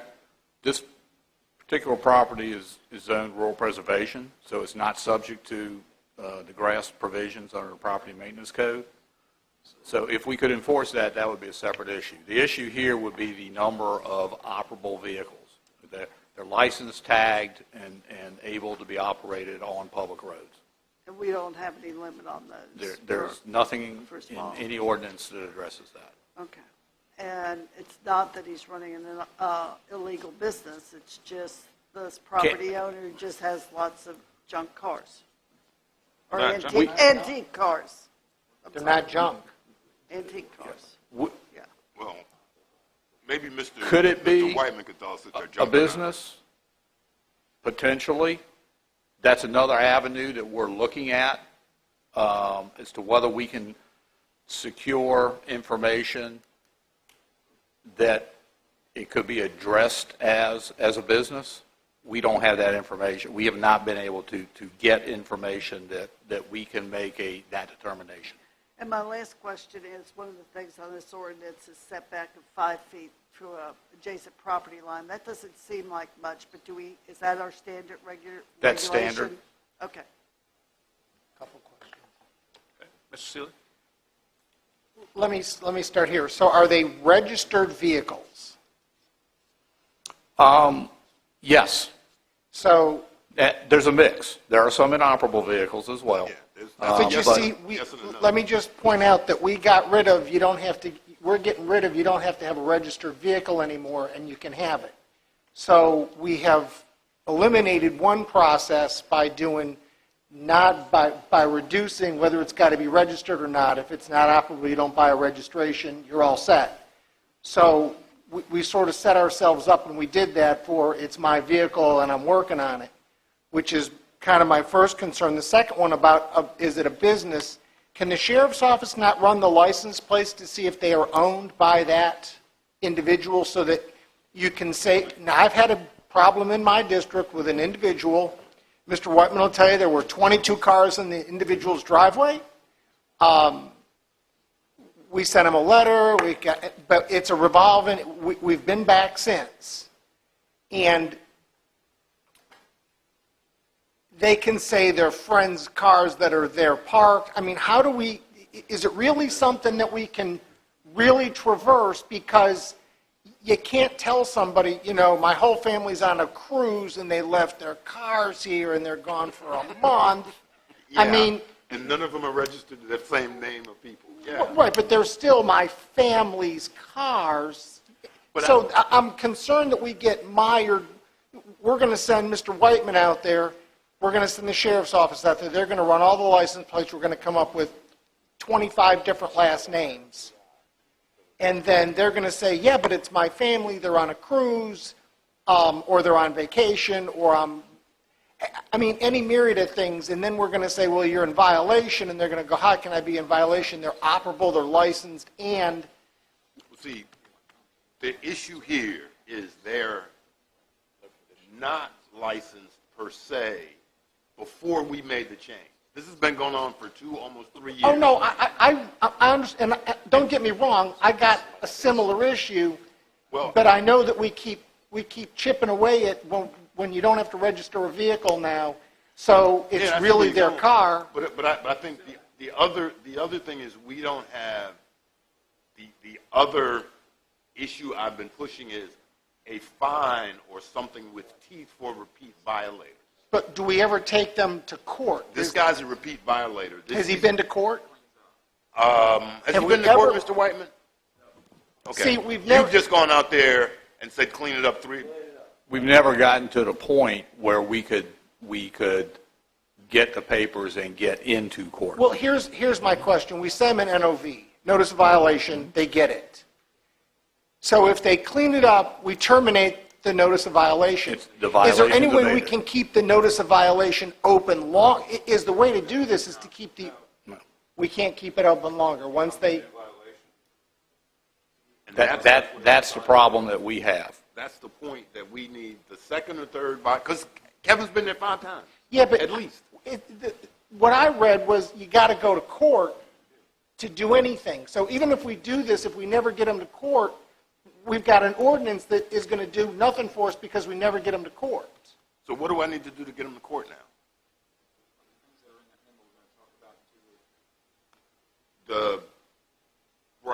The closed session thing we've got in a couple of weeks. Because, I mean, that's... You have a due process issue. You issue a notice of violation, or you give them a ticket if you change the law to another area to a process that you could do. The end result of both of those is having to go to court unless he pays the ticket to start with or cleans up the violation. If either of those things is done, it's a done thing, and you start over.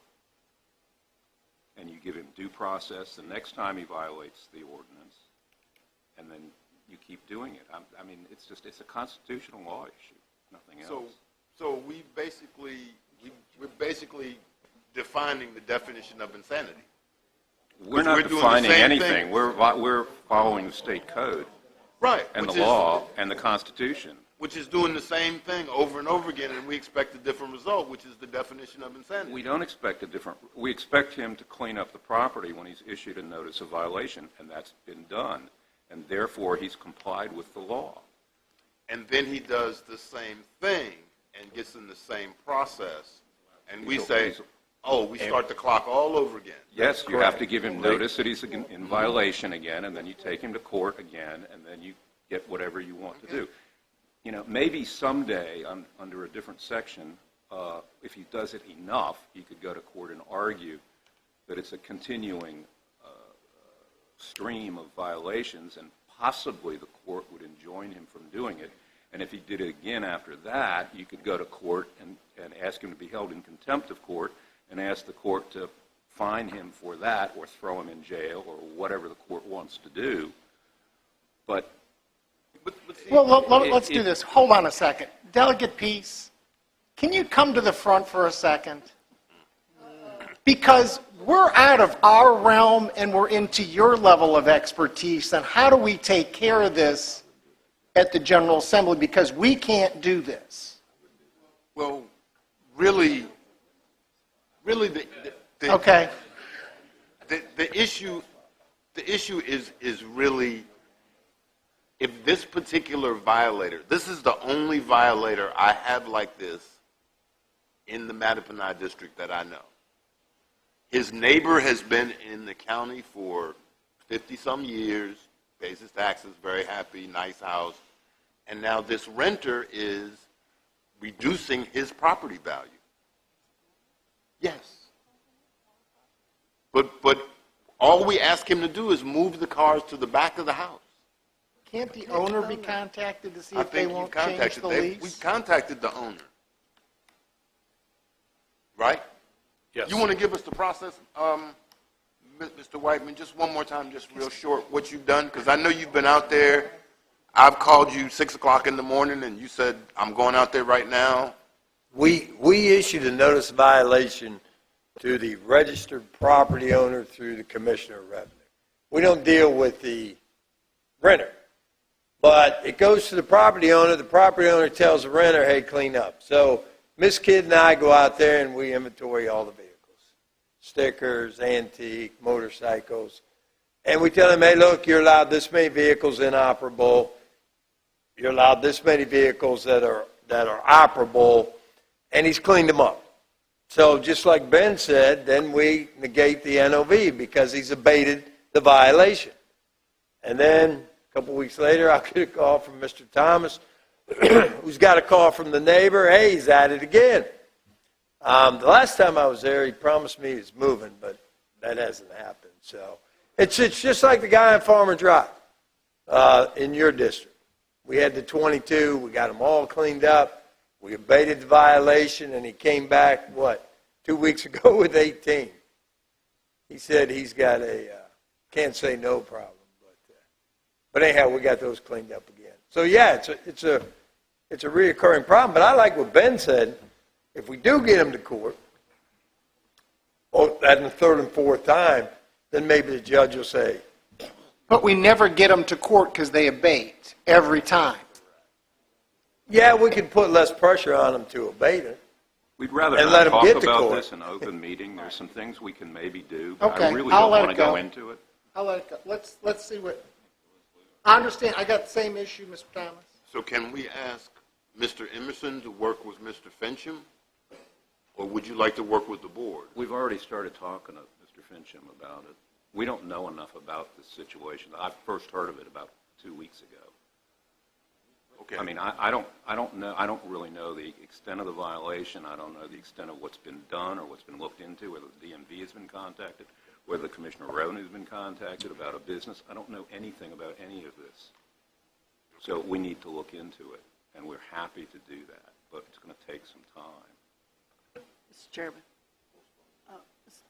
if Well, it was- when you're doing that, not just looking at this case, but how we can deal with these issues for any repeat offender that we have. We've already looked at that, and we've written a memo about it, and it's on the agenda for 2 weeks to talk about in a closed meeting, because it's legal advice. In closed session. All right, I think I'm hearing that we should table this. It's just done. It was Okay. more We've information. considered. It's just done. All right. All right, moving along with item number 9.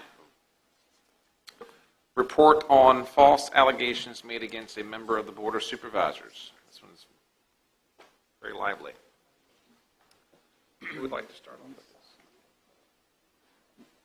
We received, not directly, but, from a board member that they had received a letter along with a copy, a photo taken of a note that was in a county van in service at Bud's Automotive. And so it was asked that that be investigated, and as was in the board packet, the note questioned what it said and implied that Mr. Underwood was receiving free labor from a county employee. So as we got a hold of that, and we realized, and I realized we were not the only ones with white vans with local government plates that could be in a local establishment. I asked Mr. Whiteman, couldn't it be maybe a school van, and he contacted the schools and found out, sure enough, they had a van with a bad motor in Bud's Automotive for repair. And so then as he investigated, realized that he was the one that had mentioned to the school employee that Mr. Underwood was remodeling his kitchen, and this was probably 6 or 9 months ago, and had given him his information to contact him, and we found out that contact had never ever happened. So the note implying it was a county vehicle, it was a school vehicle, and the Board of Supervisors doesn't have any authority over school employees, nor does county staff.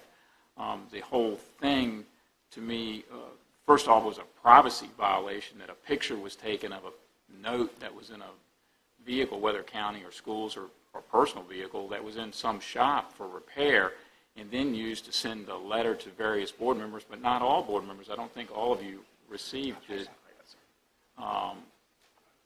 Mr. Thomas didn't get it. So 5 of you got it, or 4. I don't know whether Mr. Underwood got it. So 4 of you got it. To be investigated, but that implied that there was wrongdoing not only by county staff, which would be, questioning the county leadership from the administrative side, but then that there was a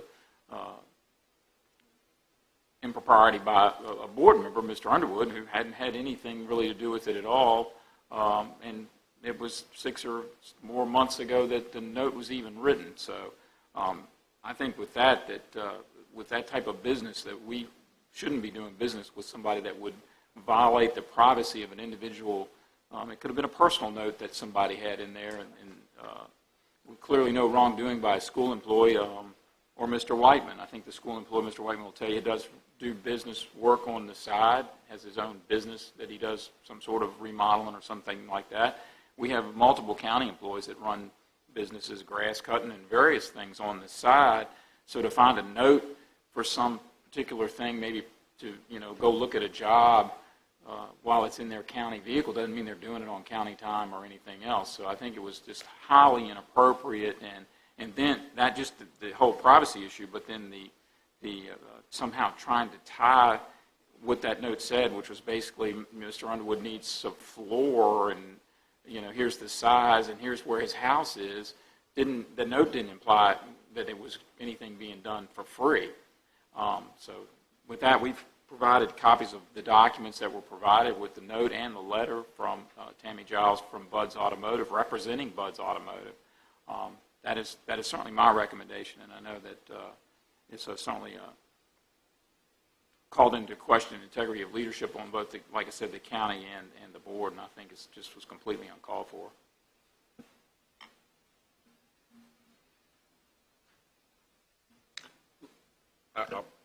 I'll get us going.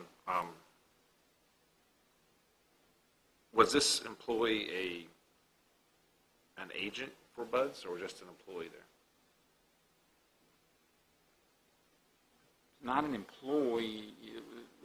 It probably is an employee, but it's the wife of the owner. Okay. Appeared before the board representing Bud's Automotive on various things. Close enough. My only concern is that I don't like how it was presented, how it was mailed. People have made assumptions before, and it's unfortunate. But on the flip side of it, I don't want to disenfranchise somebody that actually has a legitimate concern. So I'm just looking for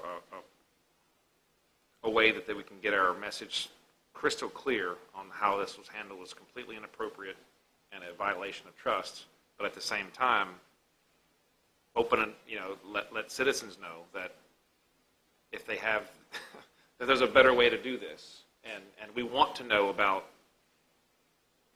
things that may be, that need looking into. Again, I'm not articulating this well, but that's my only reservation with adopting all the actions that are listed here. So, be glad to entertain any other comments. Ms. Long? Well, I was just going to add, I received one of the copies, and other than the fact that my first instinct was to toss it in the trash because I certainly knew that the allegations were false, is the fact that there was also a comment against our registrar made in a very hazy way, which I did not appreciate because I have the utmost respect for our staff, and I think we watch over them fairly well, and the voter registrar's department does a good job. And jumping to conclusions, you just have to be, I looked at the note and I said, there is nothing here that says anything about asking for work or expecting free pay.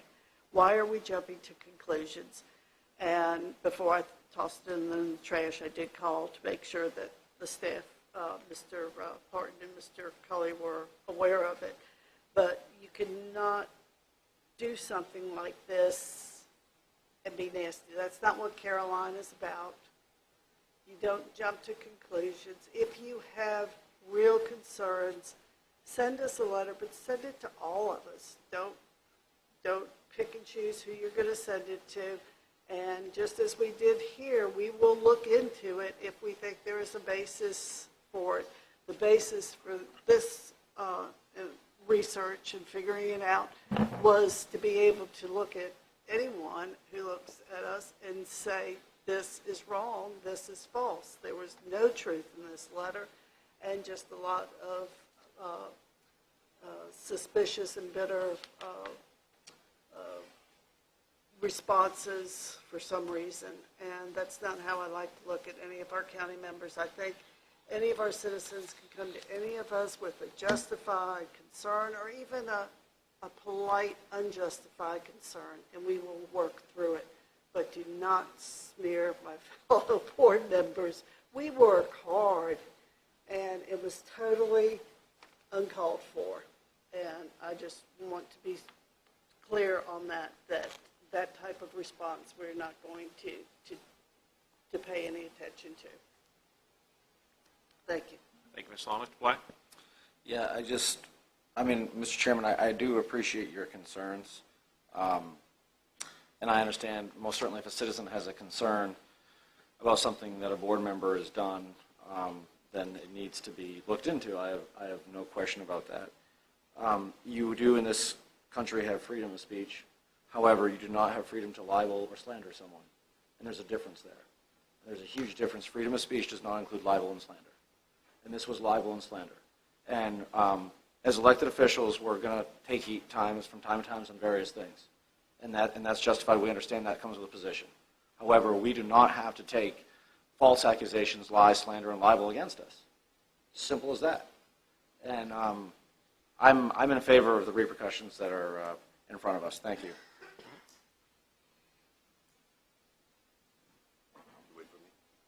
If you haven't. I didn't get it, the initial letter or Did you get it in your packet? sticker. I got it last week. Mr. Underwood was made aware of it, and he sent it to me. So I did get to see it last week, and of course it's in our packets now.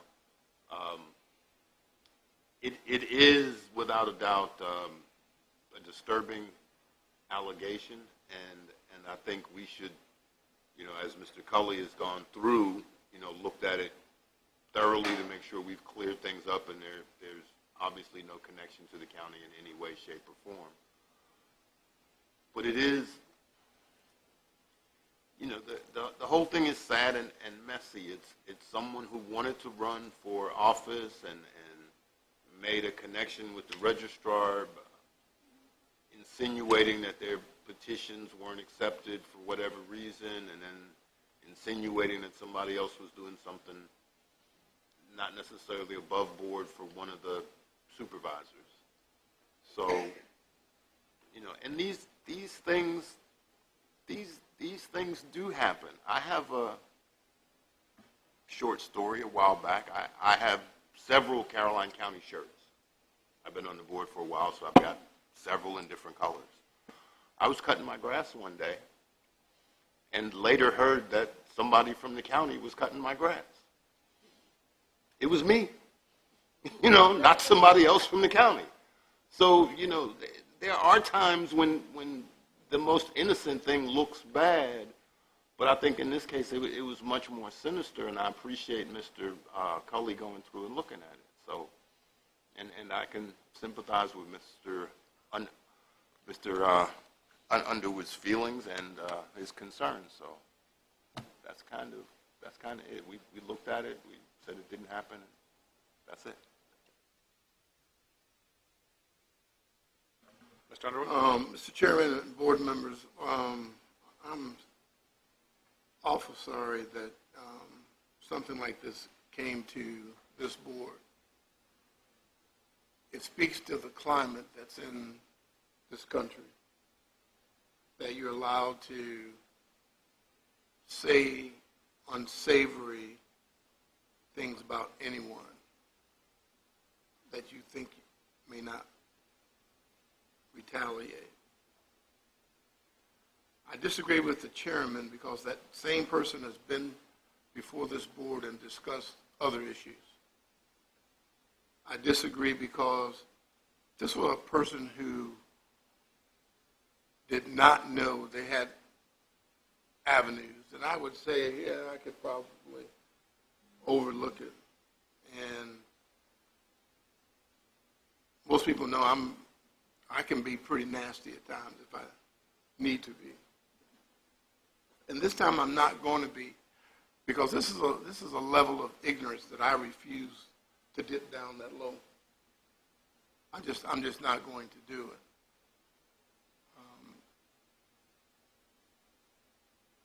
And it's just unfortunate. And I could say a few more things, but I think I'll let someone else talk for me. I agree with Mr. Cully, and I appreciate your research and what board members have, staff members have done. And to do nothing, I think, would be a travesty on our part, an absolute travesty, because we are better than this. Thank you, Mr. Chairman. Thank you, Mr. Underwood. Ms. Sheila? We've all been accused of various and sundry things of periods of time, and none of us are ever happy. I got the letter, and to be honest with you, I just tossed it because to me it was not worth, and it didn't say anything to me. It was a posted note that could be anybody. Any of us, all of us own homes, all of us have to have work done. Our names get written down on things. They could end up any place, and for somebody to think that this was something for free really, to me, was a leap, which is why I threw it away, is because I didn't understand how they got there. And I just, in my own looking at this, said, there's nothing here. So I'm sorry I didn't call Mr. Cully, but I'm glad to hear that at least Mrs. Long did, because that did square this up. And I didn't realize, I just didn't think about when it came who all got it.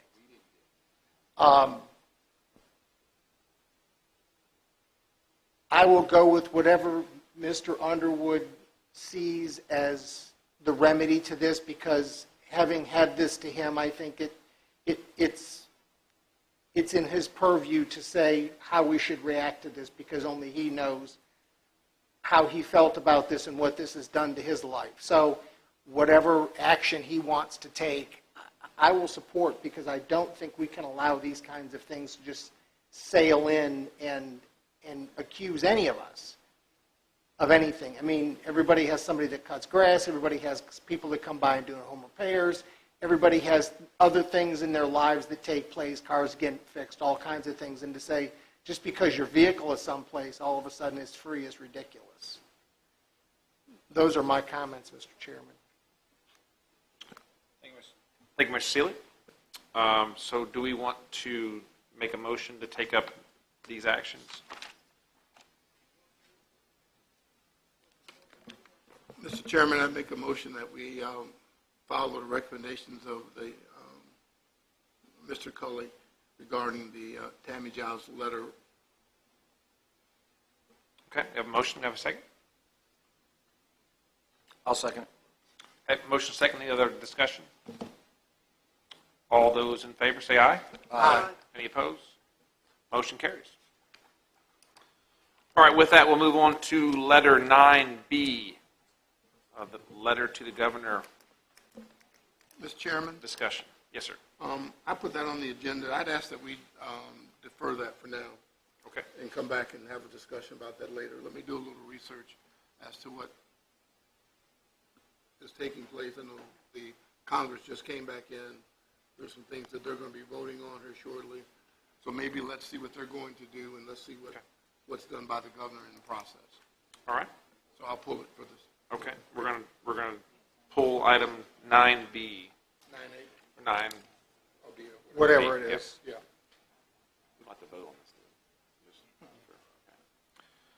All right. With that, that is all the items on our agenda for this evening. Informational calendar items, capital projects updates. Mr. Chairman, members of the board, we included a capital projects update. If you have any questions on that, if I get my computer to work.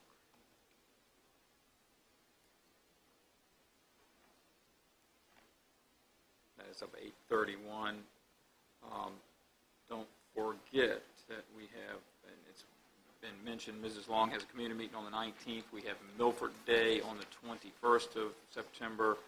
Our next regular meeting is the 24th, and State Fair begins on the 27th. Mr.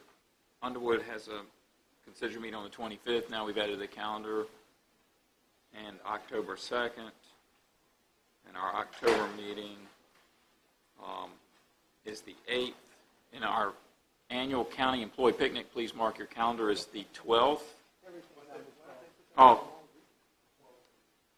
that was the only weekend it's free, because then you end up with the Bowling Green Harvest Festival the 19th, and Frog Level is on the 26th. So you just run out of weekends, and the fair was the weekend before. It happens. And we're closed for Columbus Day.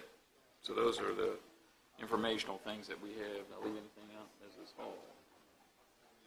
And on the 21st is the big band dance Oh, for yeah, big band Historic dance. Caroline. 4 to 8? No, wait a minute, that's not right. 8 o'clock, I think. Yeah, There's also That's in that September, fundraiser. 21st of September, yes. I have a ticket, Sportsman's dinner for the Bowling Green Volunteer Fire Department is the 12th at 7, and Sparta Day is at 10 o'clock on the 12th. September, October, same as a picnic. October 12th is Sparta Day as well. That's a 7th. That's a. The 24th, but I've taken care of all October that. 7th is a Monday. Of October, no. No.